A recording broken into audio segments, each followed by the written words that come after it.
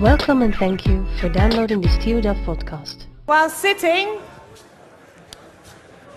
I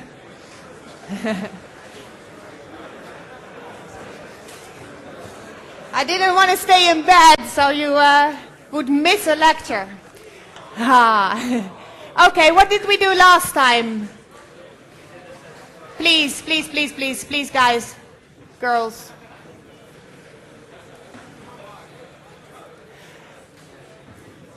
Now, last Friday morning, not all of you were here, I think. It was a very nice and quiet lecture, and actually that's the way I prefer it and the way some of your more serious colleagues prefer it. I got even some complaints with regard to the talking that goes on throughout the lecture and that people have trouble concentrating. Actually, please, if you want to talk, it's perfectly fine, but do it outside. In favor to help your colleagues, students, and me, please. Okay, so last time we started out with measurement of flow speeds, incompressible flows, compressible flows. We discussed the manometer, the pitot tube, which measures total pressure, and a static pitot tube, which actually measures the pressure difference. It can measure total pressures as well as static pressures. And then we derived the second form of isentropic relations, and that are these three. And these are quite important to remember. We derived them from conservation of mass and Euler equations, so conservation of momentum. And what they are, and we use this first form of isentropic flow relations, and what they are, they're just sort of a rewriting of these equations, but they're quite handy, because what they do is they relate temperature ratios to the Mach number. So once you know a temperature ratio, you know the Mach number. And please be aware, it's not just a temperature ratio, but the zero is really total conditions, where the speed is zero. So T0 in reservoir or stagnation temperature over T1, temperature at a certain point, is 1 plus gamma minus 1 over 2 Mach squared in that certain point. So once you know the total temperature and the temperature at a point, you can derive the Mach number and the other way around. And of course, if you have this one and you use the first form of isentropic flow relations, you can directly find the pressure ratio and the density ratio as such. Okay, and then we did this. And then we were here, so the example problem, I didn't have time to do an example problem with you. So now I'm going to do it now. Please be aware that most examples, almost all examples I do here are just written in the book. So they are Anderson examples, so the whole answer and derivation you can read in your book. So this is example 435 from Anderson, and it concerns a combustion chamber of a rocket engine where kerosene and oxygen are burned, resulting in a high-pressure gas mixture which is hot in the combustion chamber. And the following conditions are given. T0, 3144 Kelvin, P0, 20 atmosphere, R, 378, and gamma, 1.26. And please note that now we have a different R and a different gamma than for standard air conditions. Pressure at the exit is 1 atmosphere, and the throat area, so the smallest cross-section, is 0.1 meters squared. Oops, rocket. Assuming isentropic flow through the rocket nozzle, calculate the velocity at the exit and the mass flow through the nozzle. Okay, so let's start with the velocity at the exit. Any ideas what relations we can use? Velocity at the exit. Pressure ratio, right? So pressure ratio as a function of what? The second form, right? So we can do the pressure ratio, so P0 over P1 is a function of the Mach number, right? We can use that because we do have the pressure at the exit, we have the zero pressure, so we have the ratio. Then we find the Mach number, and what do we need in addition if we have the Mach number to find the speed? Speed of sound, yes. And what relation can we then use? Square root gamma RT, right? And that's, let's suppose this is the exit, right? We're looking at the exit. So we do have the pressure at the exit. So we find the Mach number at the exit. A at the exit. We need the temperature at the exit. Do we have the temperature? No. Can we find the temperature? Yes?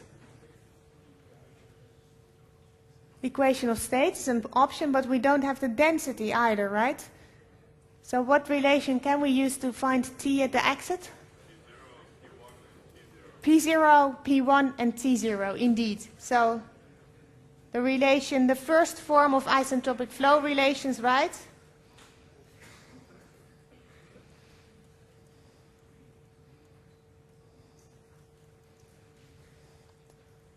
Oops, so this is the first form of isentropic flow relations.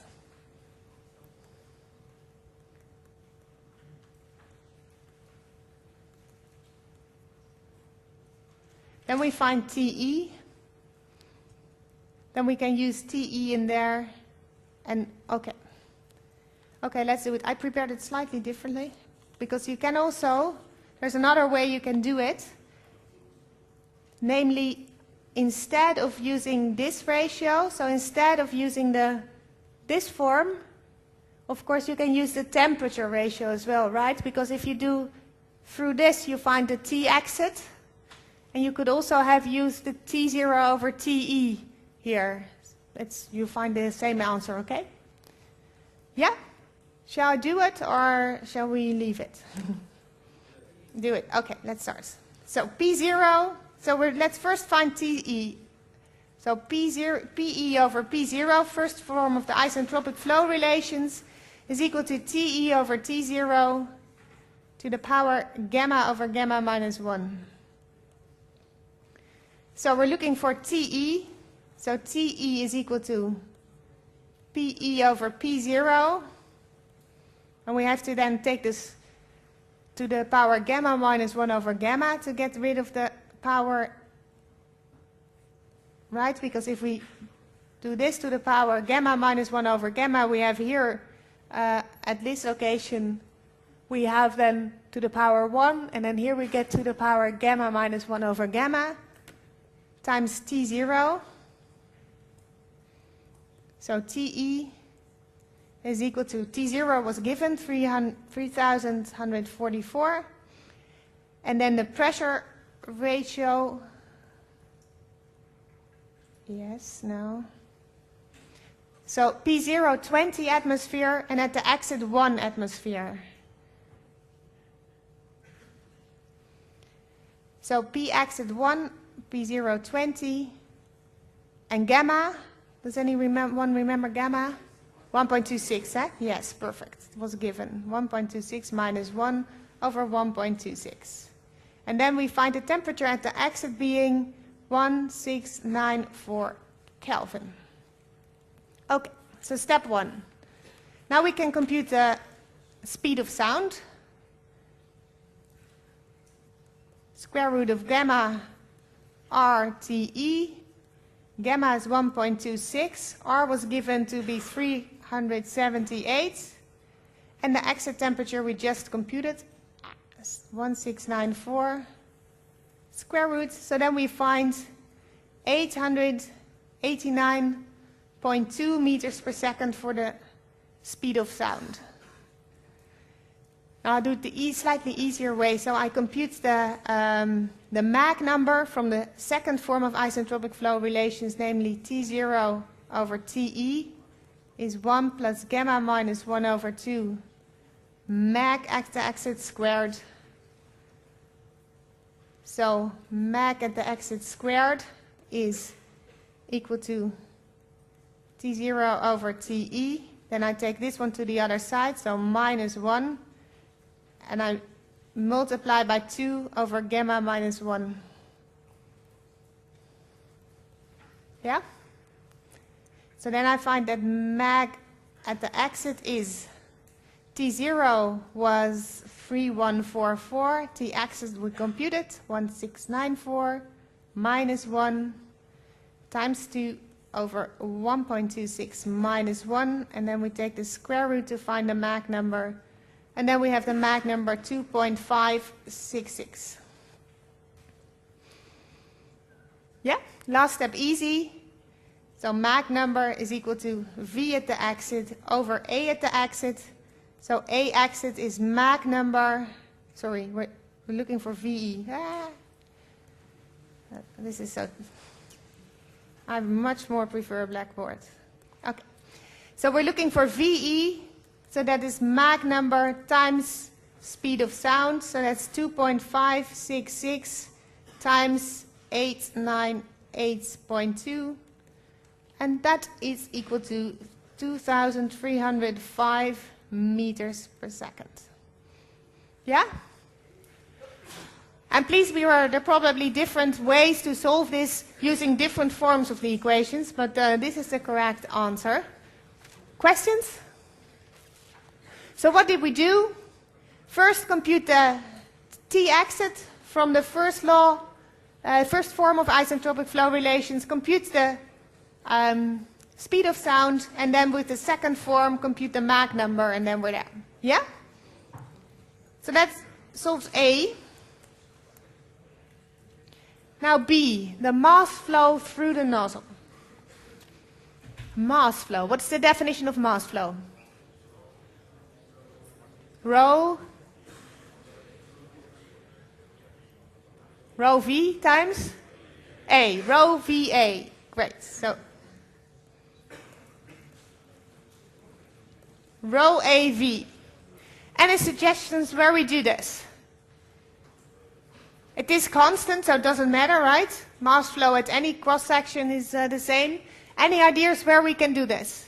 Yes? Exit. We just computed the velocity at the exit, so that is tempting. But do we have the... We might find rho, we might find v, but do we have the cross-section of the exit? No. We only have one area, right? So the area is really hampering this, so you have no choice but to choose the throat. Yeah? So let's do this at the throat. So mass flow at the throat, stars. Okay, so we're looking for rho star, A star we have, and V star.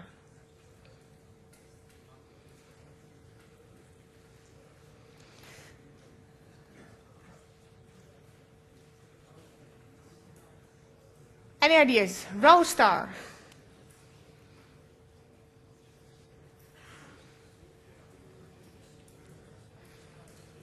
Density at the throat. What do we know about the throat? Mach is equal to 1. Very good. So it might be good to use the second form of the isentropic flow relations to find conditions at the throat.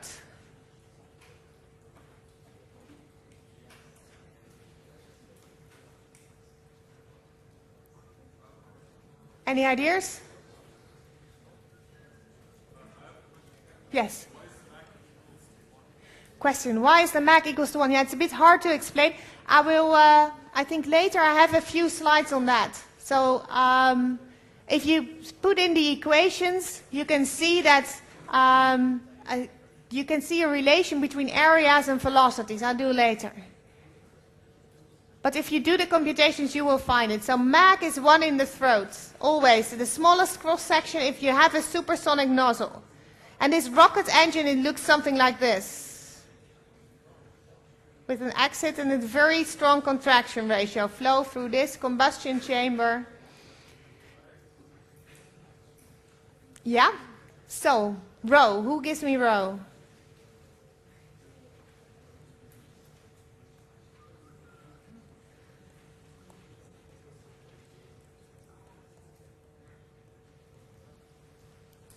No? Shall we start with V then?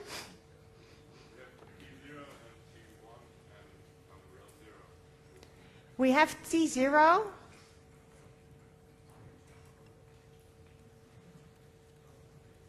Okay. And what do we have otherwise?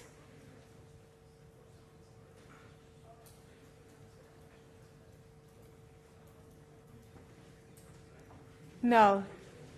Will not give us, because we have T0, but we need another T, and T exit will not help us because it will give us conditions at the exit. Please think of this. Come on, it's not so hard. Look at this. Now it's the other way around. So earlier we had the temperature and the temperature, but now we have a T0 and a Mach number, right? We know that the Mach number in the throat is 1. So we can find the temperature. Does that help? Yeah, we can find the pressure and the density. Yes, perfect. So let's do that. So the density we have here. So we can find the density from this one.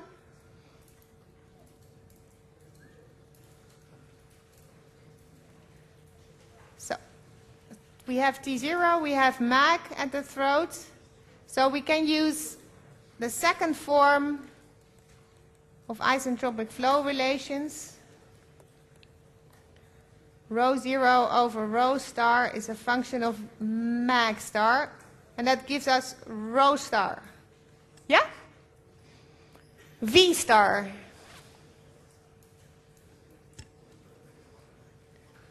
Any ideas on the velocity in the throat? Yes? Find the Mach number throat, V star over A star. So the velocity in the throat is the Mach number in the throat we know, times the speed of sound in the throat. So that transmits the problem to finding the speed of sound. What do we need for the speed of sound? Temperature, perfect. How do we find the temperature in the throat? Mach number and T0. Indeed, another form of the isentropic flow relations, T0 over T star is 1 plus gamma minus 1 over 2 Mach star squared. Yeah? So now we're there, right? We find the temperature from this one. We find A star. So we have the velocity. Then we can find also the density with isentropic flow relations, and we're there. Yeah? So the crucial thing to realize here is that you don't have much conditions at the throat. We do have the area, so we have no choice but to compute the mass flow through the throat, the only place where we have the area given. But we do have information on the Mach number, and that can give us a lot of information on the temperature, pressures, and densities, okay? Okay, so let's start here. So T0 over T star is equal to 1 plus gamma minus 1 over 2 M star squared. M star is 1 in the throat.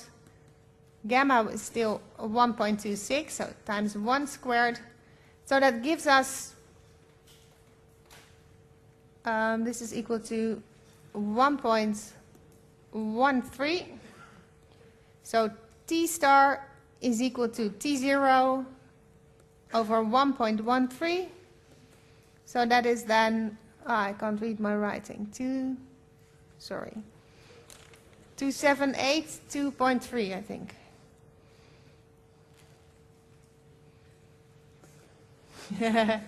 I hope it's correct. 2,782.3 Kelvin. Okay, temperature. So now we can find the speed of sound very easily. Same trick, gamma RT. Gamma is still 1.26 in our case. R was 378. Temperature we just computed. Square root. So that gives us a speed of sound of 1151 meters per second. And since Mach is 1, this is also V star, right? Because Mach is 1 in the throat. So that gives us V star. Now we only need rho star. And for that we're going to use this one. You could also do the P, of course. Use this, the pressure, and then the equation of state, but that's 2 steps.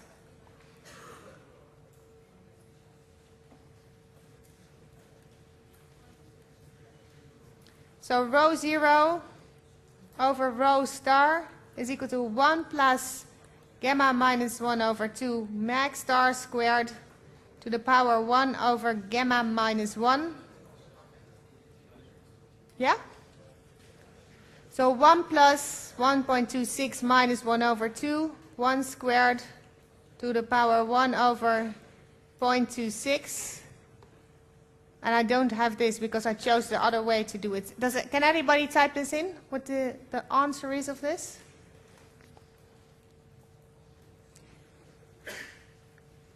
And then rho star is equal to rho 0 divided by that. And I have rho star.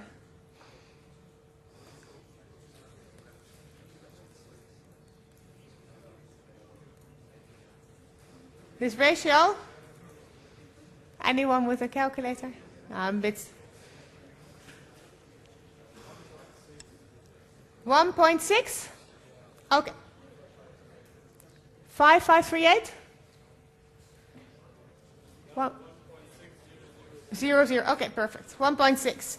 So the ratio of the total density over the throat, density in the throat is 1.6, so we find the density in the throat. So what we now need to do, what were we doing? We were computing the mass flow, so we now have to do rho star, A star, V star. Rho star we have here. V star we have here. And A star I don't remember, but that was given 0.1. So last step, mass flow is rho star, A star, V star is equal to 1.062 times 0.1 times 1151, and that gives us 122 kilograms per second. Wow, that's a lot. 120.2 kilograms per second go actually through this rocket nozzle. So, a lot of power. Any questions about this? No? Does anybody have it? Or do I need to have the first slide, one slide back? Yeah? Okay. Just a few more minutes.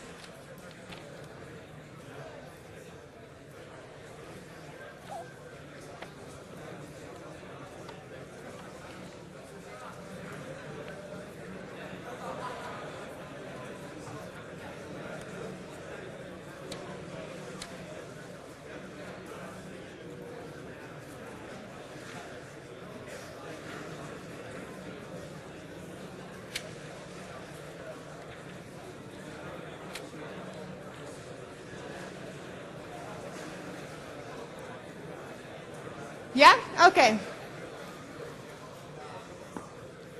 Let's continue. A few considerations on compressible flows.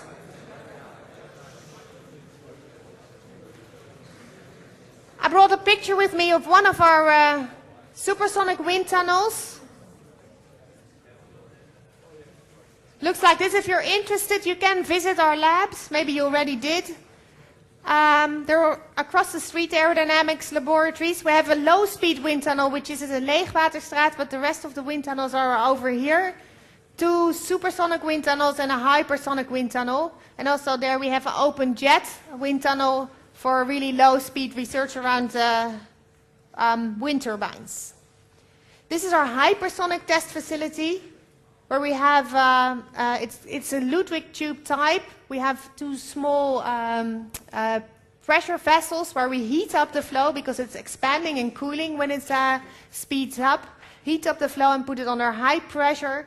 And then we open the valve, which is down there. It goes through, so here are the tubes. It goes through the tubes. Here's the test section where we perform the test. It's about this size.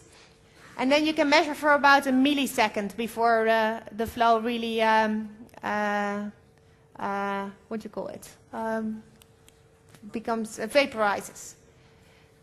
So here we perform research, for example, on re-entry vehicles. We have a research project on, for example, the form of the nose of a re-entry vehicle and looking at the temperature distribution. And if you change the design of the nose, how it changes the temperature distribution along your re-entry vehicle. So that's our hypersonic test facility. Okay. So an overview of supersonic wind tunnels. So way up here there's a reservoir with reservoir conditions. Conditions are such that the pressure ratio over this and the contraction ratio of the nozzle are such that you can get supersonic flow. So then before the throat you have subsonic flow. The flow speeds up isentropically, Mach 1 at the throat, and then the flow speed increases. So once you have supersonic conditions, it is the other way around. So if you increase the area for supersonic flows, the flow expands and the density changes such that your flow speed goes up, actually. And then you have supersonic flow here behind the throat. And here's typically your test section. Of course, if the flow speed has to slow down again to subsonic flow, there it goes with a shock. And then you cannot apply isentropic flow relations anymore. And here you see a rocket engine, and that's similar. Just a slightly different design, but again, high contraction, high pressure, high temperature, subsonic flow before the throat, M is 1 in the throat, and the Mach number is higher than 1 after. Now it's a bit intriguing, right? Why is the Mach number 1 in the throat? And why is this the other way around? So for supersonic flow, please, if your area goes up, your speed goes up as well. Well, there's a sort of indicative analysis in Anderson I want to share with you to show you how you can get an idea about that. And there we start from mass conservation. For compressible flow, so rho VA is constant. And then to get them a bit separate, we perform a trick, and we take the natural logarithm. So we say, okay, so this one we can do the natural logarithm of rho VA is equal to the natural logarithm of the constant. Oops. Right? You can do that. And then you have to realize that ln rho VA is the same as ln rho plus ln A plus ln V is equal to ln constant. So density, area, speed. Now I take the differential, so I differentiate. Differential of ln is 1 over, so I get on the left-hand side d rho over rho plus dA over A plus dV over V. And the differential of a constant is 0, so that's actually equal to 0. So I can rewrite my mass conservation. I wouldn't recommend it in general. For this purpose, I'm working my way towards something in this form as well. Now we have d rho's, so changes in density, dA's, changes in area, dV, changes in velocity. So if in some way we can get rid of these changes of density, we have in a way how area is related to velocities, right? So that's what we're looking for. Changes in area in the throat, it's sort of the minimum, so it's 0, and it's increasing or decreasing. It would be nice if we can see then if the speed is increasing and decreasing. So we're looking to get a way to get rid of this d rho. And a nice candidate might be the speed of sound, right? And the speed of sound was dp over d rho, was the speed of sound squared. So if we can eliminate this d rho for the speed of sound, maybe we can get a relation relating areas to speeds and speeds of sound, so Mach numbers. So let's see. The first thing we do to do this is use the Euler equation. Compressible flow relation again. Of course, we cannot use the incompressible flow here because we also would like to go to transonic and supersonic flow. And the Euler equation is dP is minus rho v dv. And please note it's capital V, so this is speed, velocity. And we also have, of course, the relation a squared. So we have a squared is dP over d rho. Now the first thing we do is put in the, well, we do actually both. So we put in the dP and we put in this one. So first thing we do is we realize that d rho over dP is 1 over a squared, right? Because a squared is dP over d rho. So if we have the d rho, so we have that d rho is equal to dP over A squared, right? And dP is equal to minus rho V dV. So if you put that in, you get this one. We have then the, so, well, let's do it like this. So the d rho is equal to dP over A squared.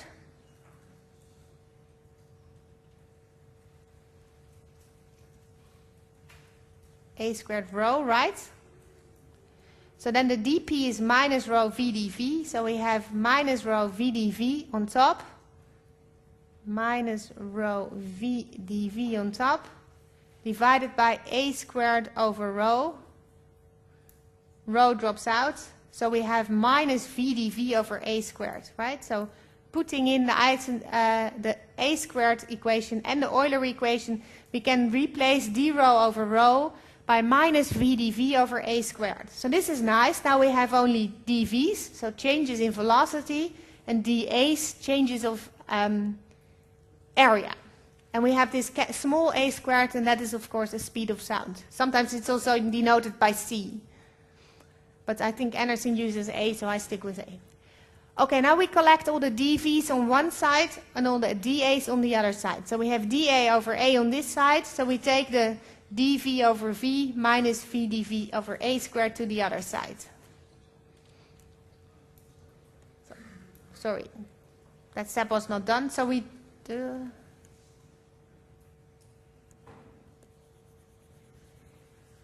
So one intermediate step.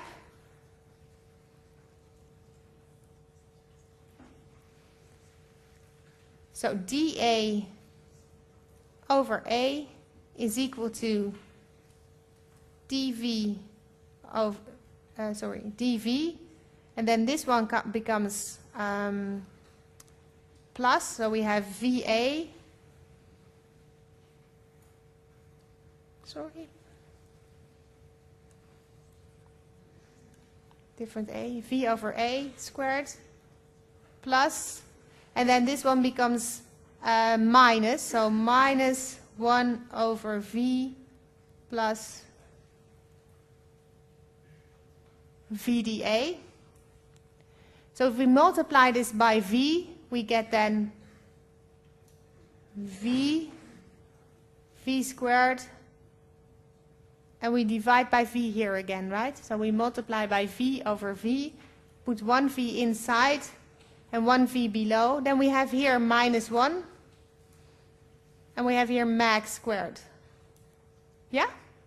So dA over A is minus 1, or mag squared minus 1 dV over V. So here we are. No?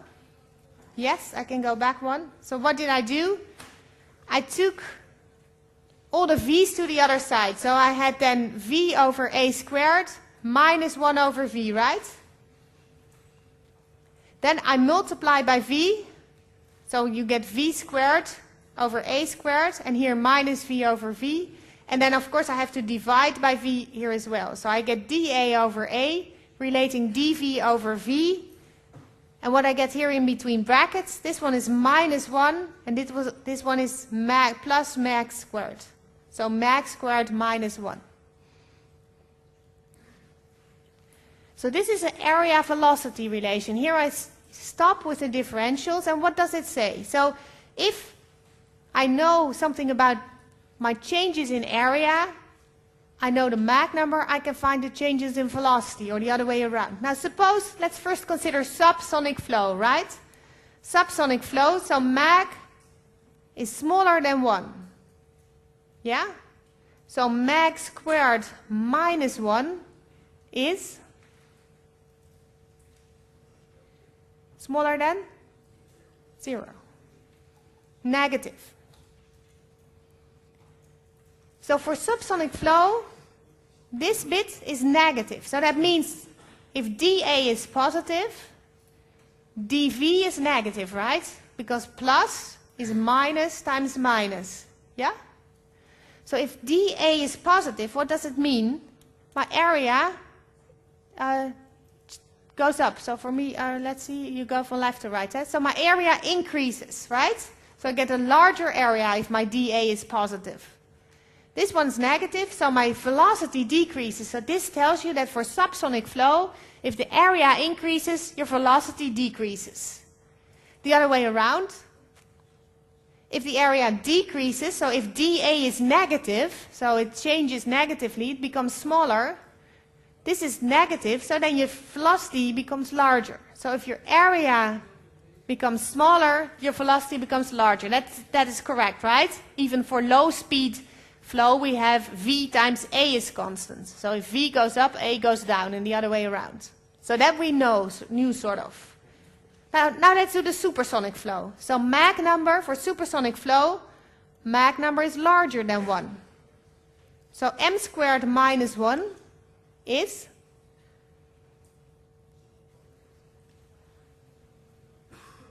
what is m squared minus 1? Is the Mach is larger than 1? Larger than 0. Positive. Perfect. So for supersonic flow, it's entirely the opposite. If my dA is positive, so dA is positive, so my area increases, right, this case. So my change in area has a positive sign. So this one's positive, this one was positive, then dV is positive too. So then, for supersonic flow, area increase, speed increase. And of course, area decrease, this one's still positive, speed decrease. So in this case, the speed will go up for supersonic flow, and in this case, the speed will go down for supersonic flow. Yeah? Clear? Now, what happens if m is 1? So that is the throat. Indeed, m is 1, m squared minus 1 is 0.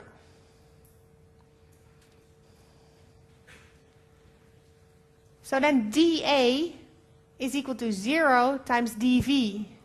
So my dA is at the minimum, 0.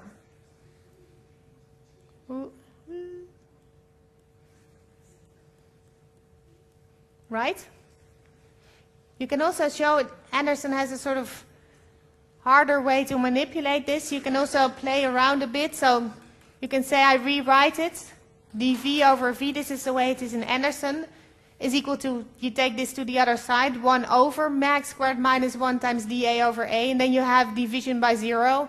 So you have a problem, so you should see what is happening. So this one then goes to infinity, then dA over A has to be 0. So you get dA over A equal to 0 is the only way to keep dV over V finite. So in the throat, Mach is 1.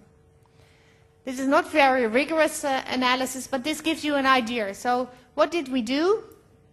We started off a bit strange. We started off with rho VA is constant to get the area in there, mass conservation.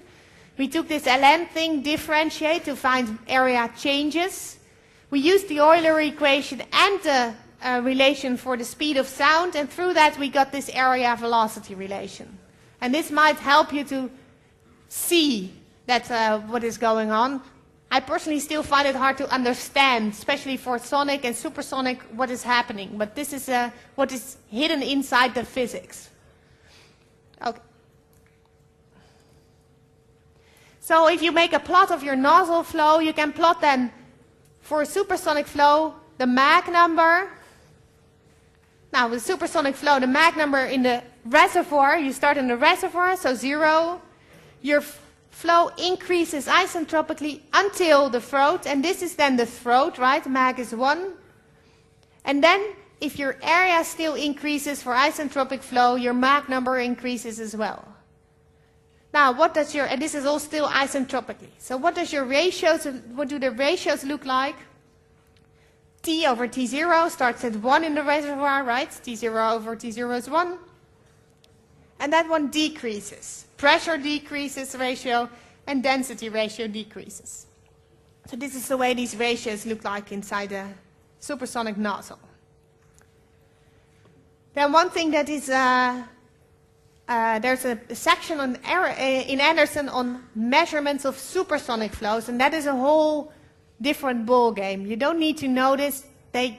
Anderson poses a relation that you can use for supersonic flow measurements, but it's way too advanced for the exam. What actually happens in supersonic flow, so if you have a rocket or some object inside supersonic flow, the presence of this object, so you have supersonic flow coming at it here, so Mach larger than 1.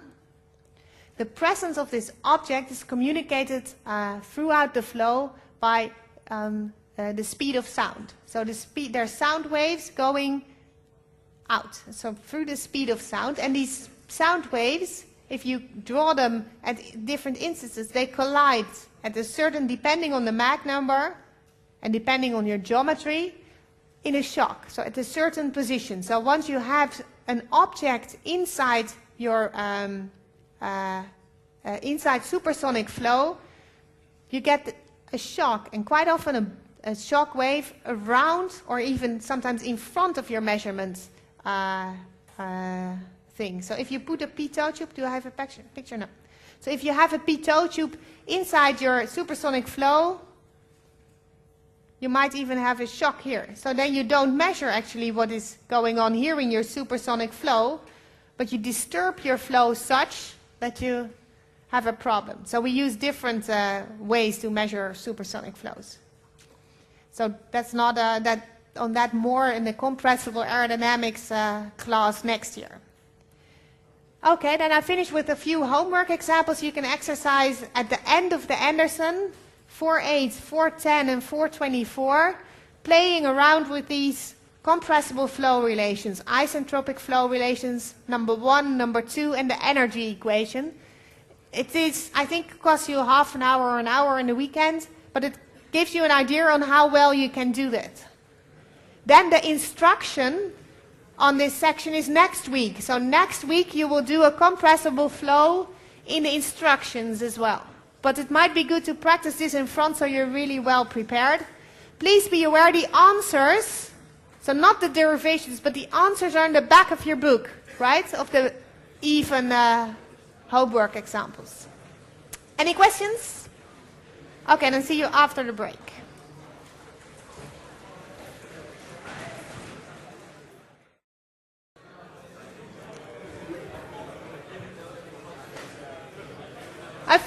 Got a few questions in the break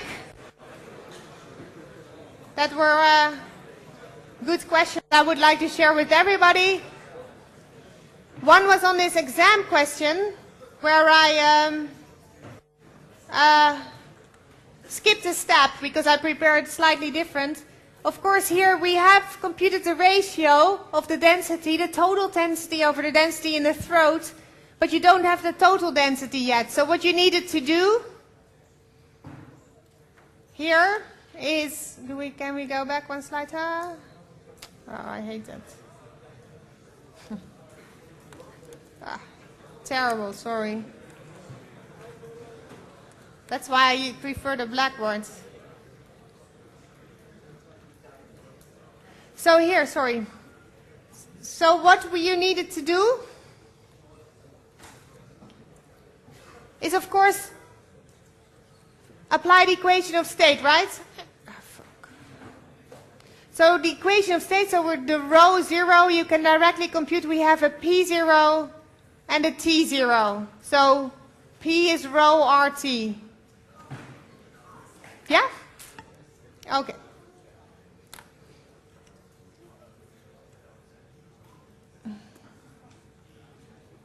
Okay.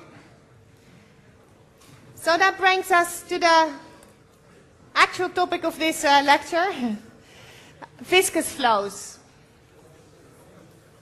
So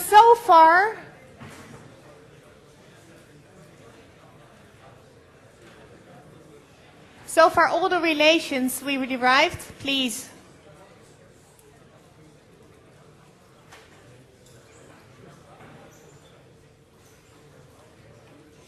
Hello?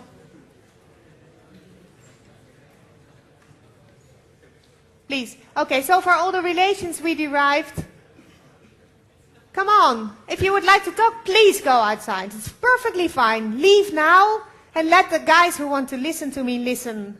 This takes 5 to 10 minutes out of 45 minutes because I have to wait before everybody's quiet. I mean, it's fine if you're 8 years old, but not 18 or older. Come on.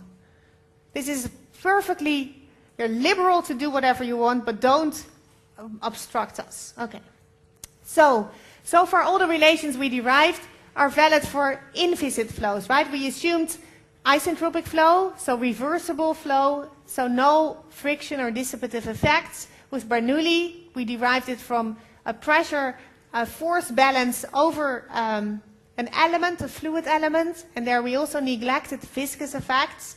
So now a small lecture on what happens inside viscous flows. It's quite complex stuff, and you need boundary layer equations, partial differential equations to truly know what is happening. You get a bit on that in the second year, but most of it is actually taught in our masters. So the masters of aerodynamics and wind energy, if you choose that one, you get really insight into viscous flows. What is done here is I follow Anderson, giving you a few relations and a few concepts. What you need to take from this to the exam and to your sort of the knowledge for this year is definition of a few concepts. What is a separation point? What is transition? What is the Reynolds number? What is a boundary layer? And some idea on how we compute friction drag, because that is what dissipation does to your aircraft, friction drag, and have a concept of pressure drag to be able to apply it. So not too much of equations and trying out things. I'll give you some relations, manipulate them to show you how you can look at drag, but quite different from so far what we did with inviscid flows. And what is relevant there, if you think about viscosity, the first question people ask, is it a laminar flow or a turbulent flow? I'll tell you about what it is and how they transit, so how one can change into the other. And people quite famous for their contribution to viscous flow theory are Osborne Reynolds, who introduced the Reynolds number, and Ludwig Prandtl. And it's 4:15 till the end of chapter 4. So today, I hope today, I'll finish chapter 4. So next lecture, then we can continue with chapter 5. So topics of today, viscous flows, of course, laminar boundary layers, turbulent boundary layers, transition, and separation. And quite often people mix up transition and separation, so please be aware. It is quite a different concept. They have a certain relation, but it's quite different.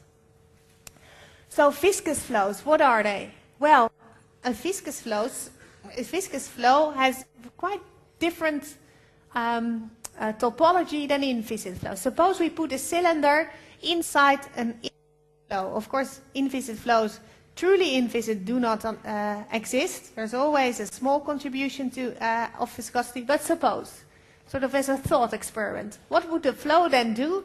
It would flow perfectly around it and sort of be perfectly symmetrical and attach here again and continue like this. Well, if you've ever put some object in, what's happening, right? What happens is you get a certain dead water region behind with large vortices here, and the flow, the sort of smooth flow, will at some point, depends a bit on the conditions, but at some point here go straight on. And that we call separate. So this is a fully attached flow. It follows nicely the object, fully attached. But here the flow separates. Well, why does it separate? And what happens behind? The result of this, so the result that you have here a dead water region and here a flow pushing is a force, right? So in this case we have over this object invisibly a perfectly nice symmetric situation here and here. In this case not. So the flow is here pushing the cylinder in that direction, and behind we have this dead water region which is not pushing back. So as a result there is a friction. As a result of friction, there is a force, a drag force in that direction. And this drag force has a contribution due to the pressure difference over this object, so that because the pressure here is lower than here, so that's called pressure drag. And there is friction on the cylinder because the flow goes over the object of the cylinder and it hits it. The flow speed is 0 at the object. Above there is a certain speed, so there's a friction force in the object. So that also has a certain force contribution, mainly in that direction. So this drag is friction and pressure drag. And it depends on the form of your object, conditions of the flow, which one is dominant. In this case, pressure drag is dominant. Friction, the fact that there's some friction here on the surface is almost negligible compared to the pressure difference. That's the result of this drag. And of course, suppose that this is an aircraft, you try to fly forward, so push in that direction, or you want to keep it here if you have a flow coming, then this drag is working the opposite. So to keep it, if you let this loose, your cylinder will go in that direction, right? So you really have to keep it there. So that's why you need the engines. Okay, so viscous flows, always viscosity plays a role, depends a bit. In liquids and for small objects it's much more dominant. So airflow around very small objects, air around a fruit fly is as if a bird tries to swim through oil. So you can have certain numbers that relate how you can compare flows, but for each object you have a friction somewhere. For aircraft flying through air at high speeds, this friction location is the area where it has an effect is usually only in the boundary layer. But if you get separated flow, so if you put your aircraft at a very high angle of attack, your flow separates off your wing, you get a larger portion where friction is non-negligible. Because of course, this whole thing is due to the effect of friction. If you have an airfoil like this at a high angle of attack, you get a very similar flow pattern. And then of course, you cannot neglect friction in this area. So the whole topology is due to the friction.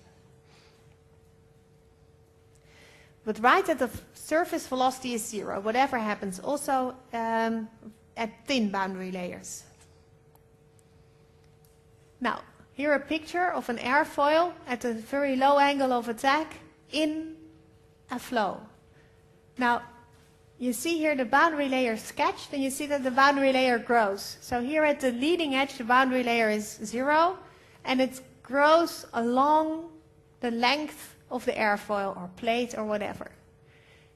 Now we don't have separated flow, so suppose we have attached flow, then we have this boundary layer here growing and we have a friction force due to the fact that we have this boundary layer. And inside the boundary layer, outside the boundary layer, the flow goes with sort of the flow that it would have if you don't take into account friction. And inside the boundary layer, very thin layer, the flow is decreasing, so from quite a fast speed outside to 0. And that is really the origin for the friction flow. What does the pressure do? Well, throughout the boundary layer, so in normal direction, if you have these thin boundary layers, the pressure remains constant. So if you look at pressures, you can assume this flow to be frictionless and not look at the boundary layer. But of course, if you want to know the friction force, you need to look at it. And the thickness here is quite exaggerated, and in reality it's much smaller. So the pressure perpendicular to the surface throughout the boundary layer is non-changing, it's constant. Okay, so now what are we interested in? We're interested, of course, in the friction force on our aircraft. And we're interested in the thickness of the boundary layer, what happens. And it depends on your type of flow, actually. Please be aware that outside the boundary layer, you can assume inviscid flows for attached flow. But inside the boundary layer, it's really friction that's driving all the effects. So you cannot apply Bernoulli. And you cannot apply isentropic flow relations either, because it's really irreversible. Friction is a process where kinetic energy, speed, is transmitted into temperature. So you have temperature increase. At aircraft, it's not so important, but at, for example, re-entry vehicles, it's quite crucial. So now a plot of what happens inside this boundary layer. So suppose here we have our outer flow. Here we have our object, so the surface of our airfoil or flat plate. And this is then the speed. So the speed decreases from the outer area speed to 0, like this. And the boundary layer thickness is the thickness of the area in which this happens. So quite often it's hard to say it exactly, but we report that sort of 99% of the outer flow is recovered inside the boundary layer. And we denote the boundary layer thickness with delta. Now, what causes this friction? The friction is caused, so suppose this layer was like this, so the velocity was much higher close to the object. Would you have a higher friction or lower friction? So suppose, no, the pencil really working. So suppose I have a thicker, I have here faster velocity closer to the object. So like this, instead of this profile, I have something like this. Do you think the friction would be higher or lower? Who thinks the friction will be higher? You have higher friction? 1, 2, 3, 4. A few hesitants. Lower? Oh, it's the other way around. It's higher. Is this working on this? No. Why? Because the flow has to be decreased in a smaller area, right? So the friction, what does the friction scale with? It's the steepness of this, so the du over di. And y is this in this direction, u is this direction, so the du dy is the steepness of this. The steeper it is, so in a way you should transfer it because you should look from it from this side. So if it's steeper related to this, maybe I'll draw it. So this boundary layer or this boundary layer, this is y, this is u, this is du dy, and in this case du dy, which you should really, so u is like this, right? So du dy, you should put it the other way around. If you normally used as plots like this, right? So then you should turn it around, and then this one is steeper than this one. Yeah? So the u is increasing faster if you go up. So the full boundary layer close to the object has a higher friction force. Now, how is it related? The shear stress, so this is a stress term, and it has the dimensions of pressures. So it's force per surface, so the shear stress on the surface is proportional to the du dy at the surface, at y is 0, and then it is proportional with the mu, and the mu is absolute viscosity coefficient. And for air at standard sea level, it's like this: 1.789, 10 to the minus 5 kilograms per meter second. So quite small. Yeah? Sorry. Yes.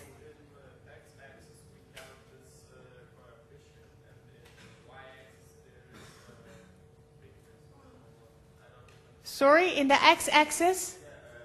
What are notations of x-axis and y-axis? In this, what we write here? Okay, so this here, it's a bit confusing because the reality and how you normally plot it. So this, we have here our surface, yeah? So our plate.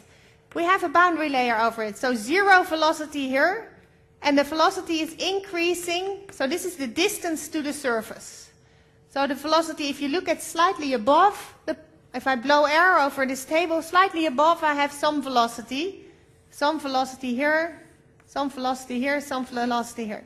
So if I plot this like this, then what I have here is the distance, in a way, what I plot in that direction is distance to the surface, right? Y. What I plot in this direction, so if it is here or here, it is in a way u, the speed.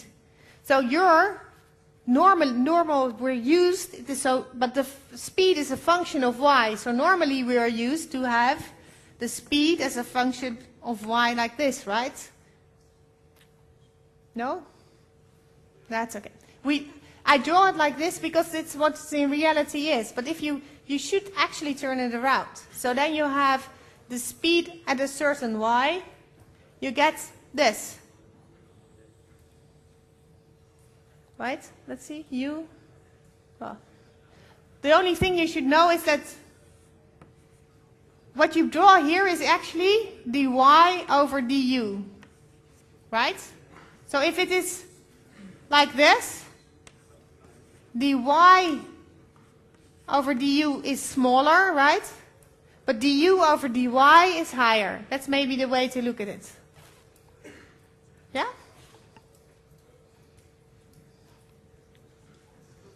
So important, boundary layer, Reynolds number. And the Reynolds number is a very important dimensionless number. Mr. Reynolds came up with it, and this is a definition. Well, why on earth would he come up with this? So rho Vx over mu.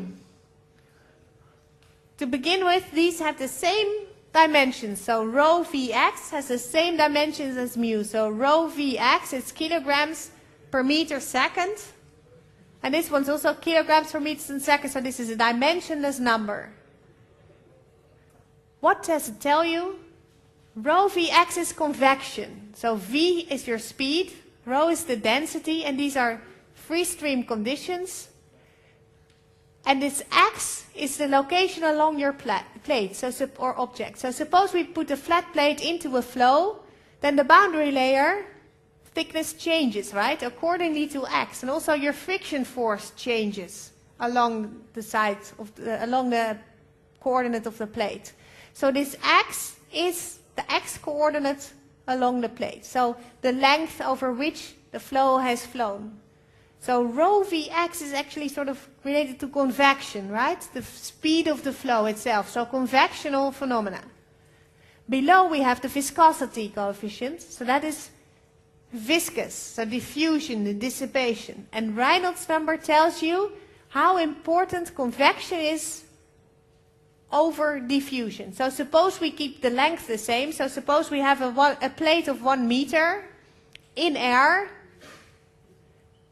high speeds, and we keep the viscosity. This is constant for air. So then for high speeds we have a high Reynolds number, right? And for lower speeds we have a low Reynolds number.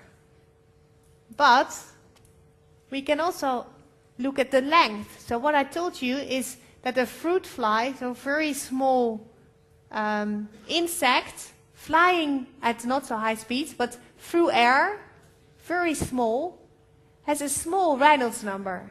And if you compare that to something large, like an aircraft, right? So suppose he's still flying at the same speed as a fruit fly. Aircraft, it's probably not, but an aircraft is 1,000, 10,000 times as large. So then your Reynolds number would be much larger, so you need much higher viscosity to get down to the same Reynolds number, right? So that's why I say a fruit fly through air, flying through air, has similar Reynolds, same Reynolds number as an aircraft through really, really thick oil. And why is that relevant? Well, if the Reynolds number is constant, you get similar flow phenomena. So similar vortex patterns, similar transition from laminar to turbulent. So the Reynolds number as the Mach number, these two are the crucial dimensionless numbers. Mach number for general flows, Reynolds number for viscous flows. And we sometimes use also, this is the absolute viscosity coefficient. This is the kinematic viscosity coefficient nu. So that's the Greek symbol nu. And the definition is mu over rho. So, I prefer to keep it like this, but sometimes people work it into this. Now there are two types of flow and a transition through it, laminar flow and turbulent flow. And when it undergoes transition depends on the Reynolds number. At the critical Reynolds number, the flow will go from laminar to turbulence. And what is laminar and what is turbulent? Well, I showed you the picture of the smoke, flow with smoke over an airfoil. Laminar flow, it's all smooth, streamlined. Turbulent flow, small perturbations are there and are growing, and you get very small vortices in all kinds of directions. So no smooth flow, but the streamlines break up. And you get a sort of random flow. Of course, the general flow pattern is still like this, but locally you get very small vortices, which have an effect on the friction and on separation. More about that later. Now, laminar flow. There's boundary layer theory for flat plates, and from that, the real theory you can get from us in the 4th year, but from that, you can derive a boundary layer thickness equation. This is for flat plates, and it tells you that delta, the thickness of a boundary layer at a certain location x, is equal to 5.2x over square root of Reynolds x.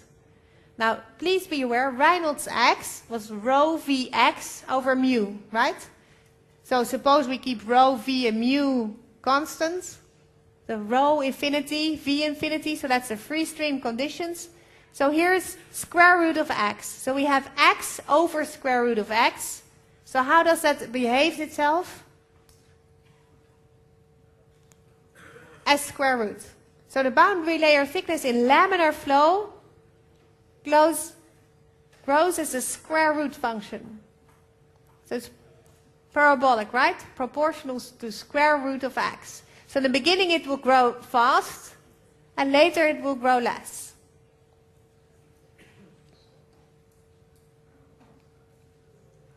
Now what we're interested in is the friction drag on this flat plate. So the friction drag depends on this friction shear stress, where we have a relation from laminar boundary layer theory. I'll give it in a minute.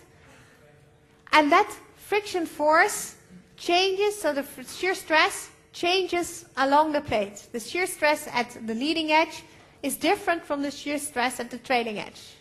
So what do I need to do? I divide my plate into small strips. On each strip, so I have flow from this direction. It has a unit width of 1, so nothing is happening in this direction, so everything is happening in this direction. So I divide my plates into small strips like this at location x, and I have to integrate then from 0 to L the shear stress on these strips to find the total friction force. And the total force is, of course, a sum of the total pressure force, but if it is really horizontal, we have friction force, so we'll now look at the total friction force. How do we compute the total friction force on this element? Stress, that was force per surface area, right? Per unit area, like pressure, has the same dimension, so newtons per meter squared. So to get from newtons per meter squared to newtons, we have to multiply by meter squared, integrate.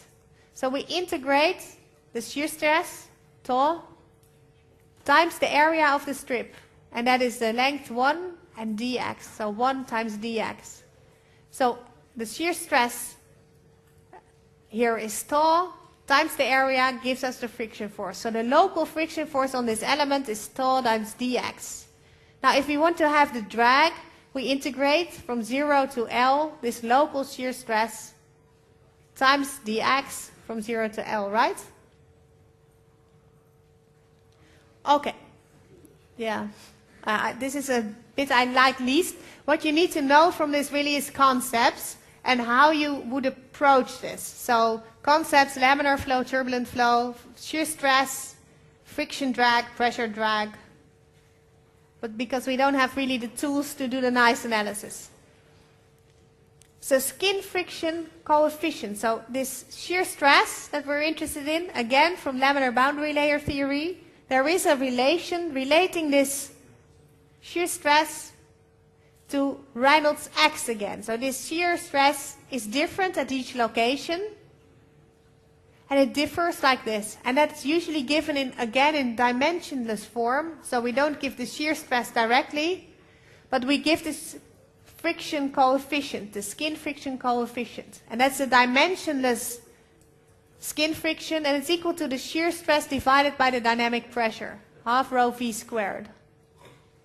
So tau w over, you can write this q infinity.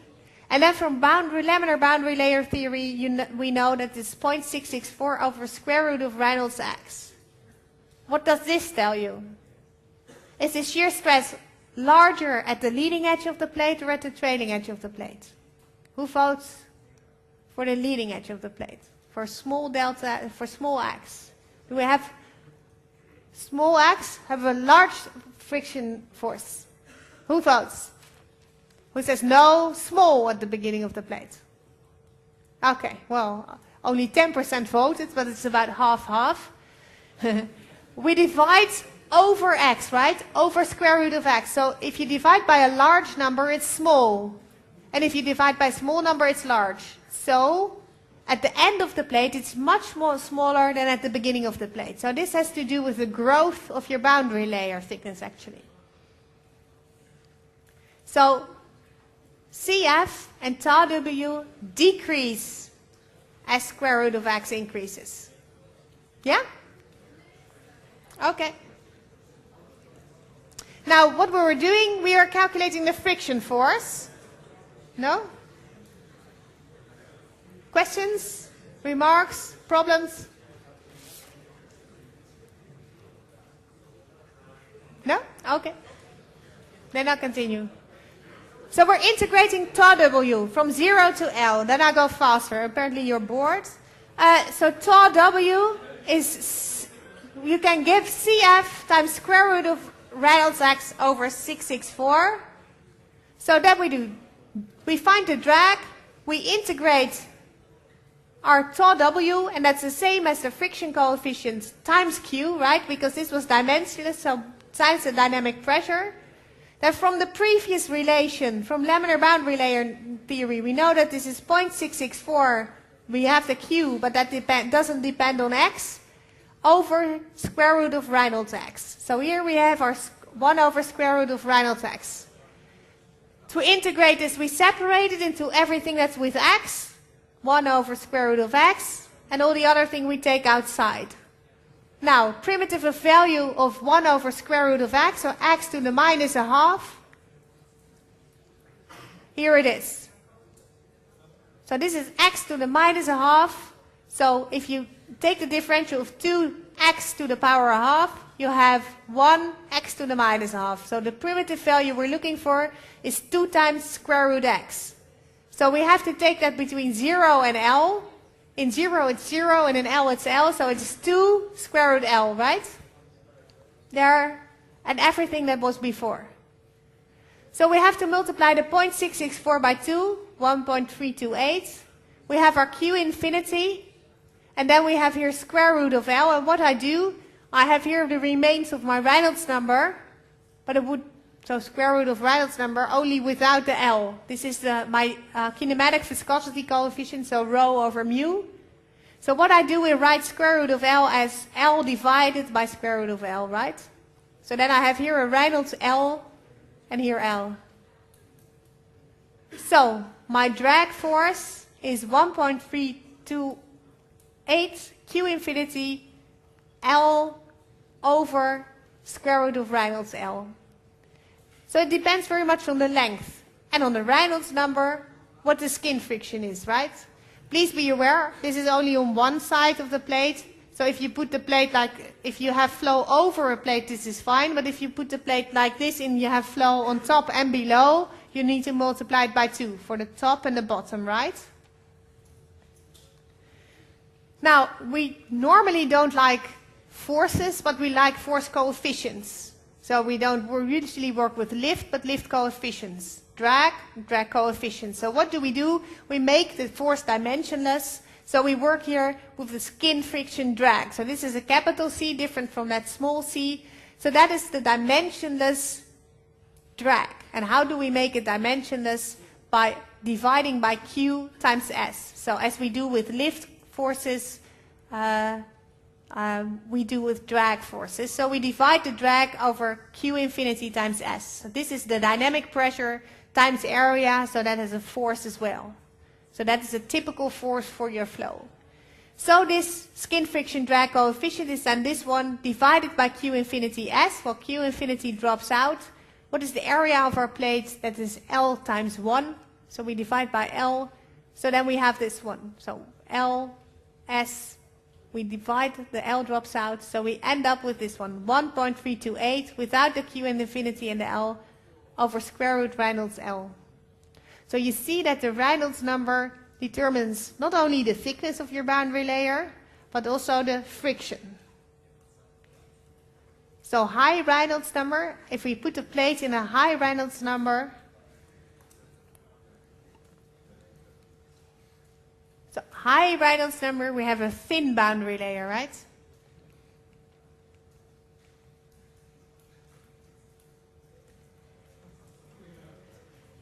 So that was laminar flow. Now for turbulent flow, we have similar relations. Why is that relevant? Well, what is turbulent flow? Flow transits at some point, goes from laminar to turbulent flow. How does that happen? Suppose you have very high speed, so a very thin boundary layer. Every wing is a bit dirty, right? You have small spots of dirt on the wing. If your boundary layer is very thin, it hits these dirt things and then is perturbed. It is not smooth anymore, but these small eddies start. So then you get already transition to turbulent flow. And you get that for high speeds, high Reynolds numbers, much faster than for low. Now, turbulent flow question. Sorry? Yes, I'll come to that. So indeed, a turbulent flow has higher friction, but it has, so there it's less good, you would say, but it has favorable characteristics for a stall flow, so for a separation. I will come to that. I hope I'll make it. So turbulent flow, these relations don't even come from laminar boundary layer theory, but experiments. And the one thing to take away from this is that the boundary layer thickness is not a function of square root of Reynolds x over square root of Reynolds x, but it's Reynolds x to the 0.2. So we divide by something that is smaller, right? Not 0.5, but 0.2. So we divide by something that's smaller, so the overall is larger. So if you would plot a turbulent boundary layer on this plate and a laminar boundary layer, the turbulent boundary layer would be thicker. After transition, you get a thicker boundary layer because of all these small eddies. And you can actually, do I have a picture? Here, yeah. A very nice picture of transition from laminar to turbulent is smoke from a cigarette. Laminar, laminar, laminar, turbulent. Yeah?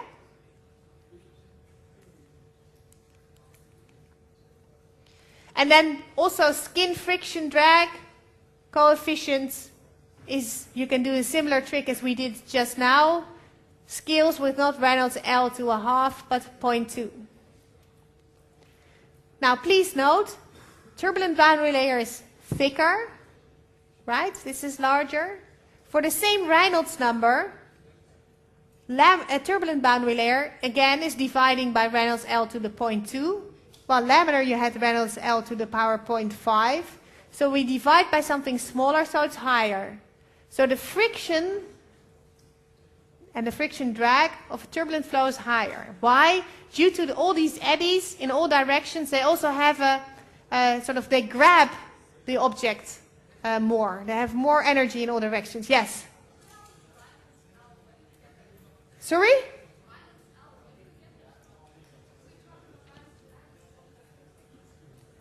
Well, I defined Reynolds x. Well, if you substitute the length of the plate, so the end plate, I'm integrating from 0 to L. So I'm looking at the drag on a plate of length L. Yeah? So that's Reynolds at the end of the plate.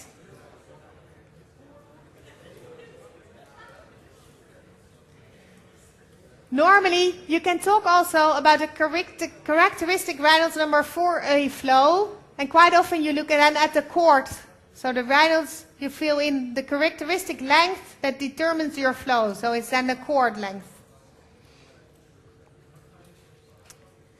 So this is Mr. Reynolds, who did a very nice experiment showing transition in a water tunnel with dye. And there you can again see that after a certain Reynolds number, so for low Reynolds number, you have smooth flow throughout your pipe. If you increase your Reynolds number at certain points, you have transition to turbulent flow. And this is at a certain point where the critical Reynolds number is reached. Now, what does that mean for your friction drag coefficient? Well, we just showed that it is a function of Reynolds number for laminar.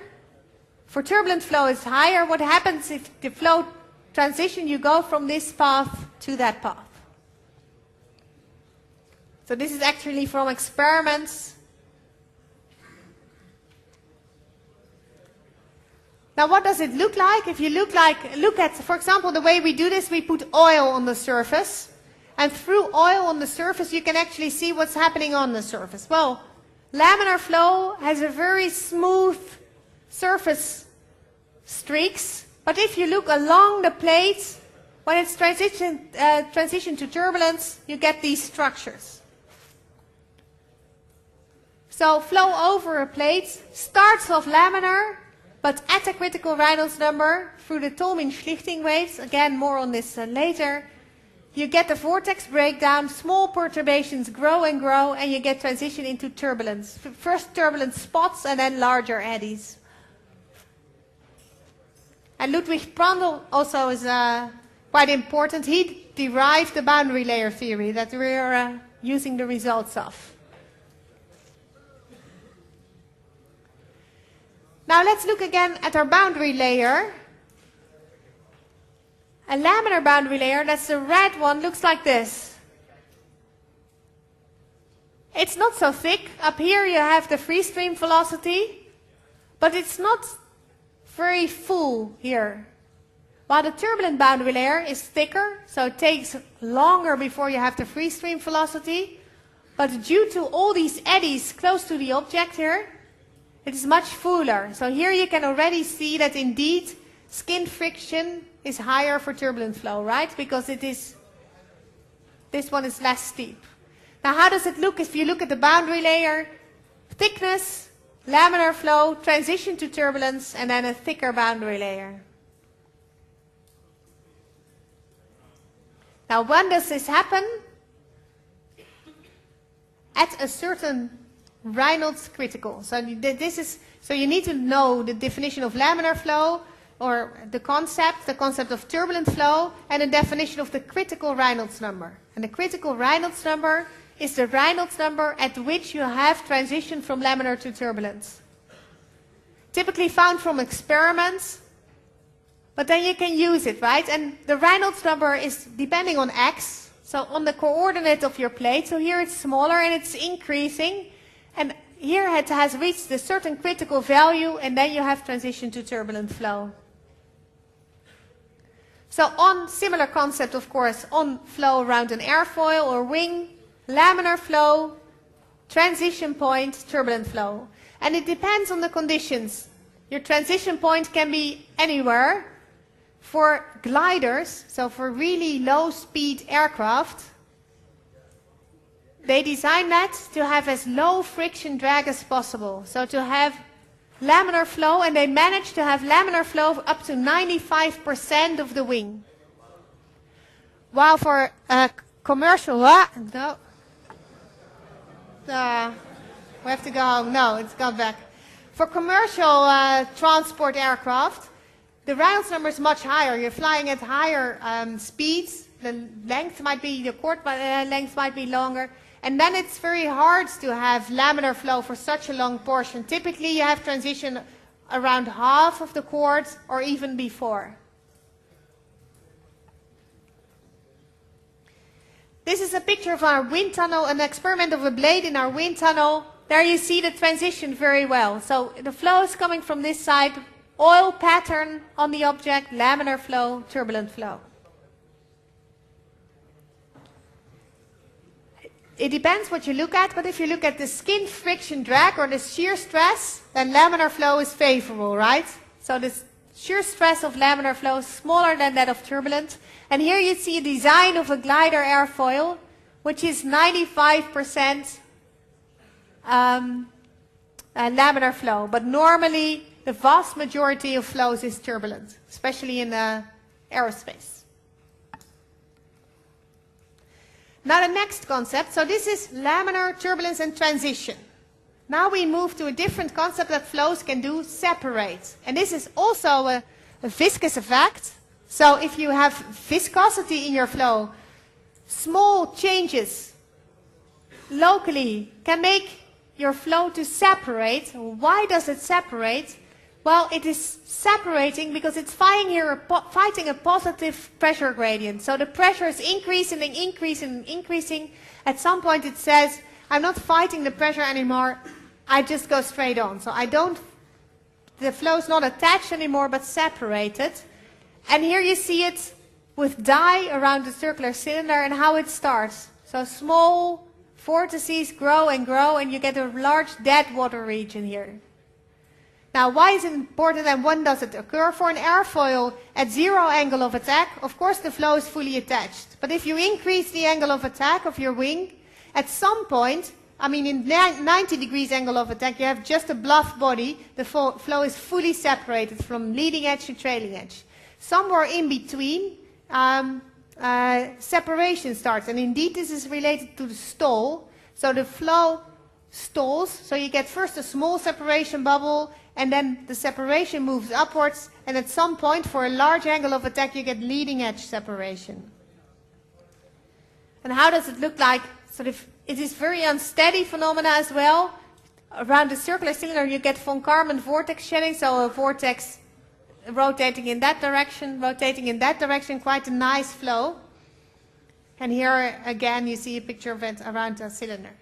So here, so when is it separating? Well, when you have, the more curvature you have, the stronger the adverse pressure gradient, so the earlier it leaves, the flow leaves the object and separates. So this is called the separation point, so where the flow separates. First you have normal flow like this, and here you have your separation point. And in this case we have actually leading edge separation. This is one of the first experiments by Van Dijk. Aluminum powder in water, and you can see this is called the dividing streamline, dividing the outer flow from the dead water region.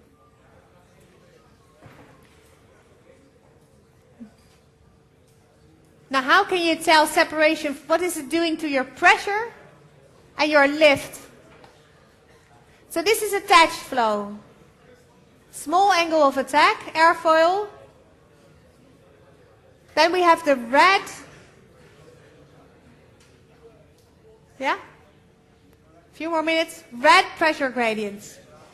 If you increase the angle of attack, you get at some point separation, and then your pressure gradient drops. And this is really trailing edge separated, so you can get really very bad pressure distribution if it's fully separated. A separation you can see in the flat pressure coefficients, pressure gradients. So example, the Nando Timber, who's teaching the Dutch class, is a wind turbine expert. We're wind turbine aerodynamicist, and he designed wind turbine airfoils. And this is an example of the wind turbine airfoil designed at, here at Delft, DUW91. This is the pressure contour at zero angle of attack. And now we increase the angle of attack, 26, 5.6, 7.2. Where do we have separation? Separation is a horizontal line in the CP. So here at the 90.2 degrees, you see there's a small separated area at the trailing edge. And if you continue, 18.2, so very high angle of attack, you get the separation point here. So the separation point moves upwards. And it can really be quickly. So for example, it can start as a small bubble, but after a certain angle of attack, it just springs open and moves to leading edge separation. That's why it's such a non-linear behavior. So in next chapter, when we look at chapter 5, airfoils and wings, we see what it does really to your lift and airfoil. Now one more concept, 1 minute. 1 minute. So what does turbulent flow do to separation? Any idea? Will turbulent flow separate earlier or later? Who votes for earlier? Earlier separation? Who votes for later separation? Ah, the minority has it right. Yeah. I'll show you a picture.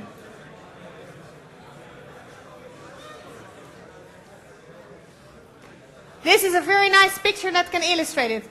Turbulent flow has all these small eddies, so it has energy in all directions. So it has more energy to fight the adverse pressure gradient. So although turbulent flow has higher friction, it has later separation. So here you see a ball with no turbulent flow, so laminar, very smooth edge, and then the flow separates here.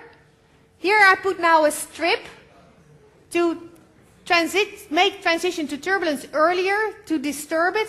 We call it a transition strip. Look what happens to the separation point. It moves much way down. So for separation, turbulent flow is better, right? Any questions? No. Oh, yeah. Sorry. Maybe come here, because I don't think I can hold them here. Thanks.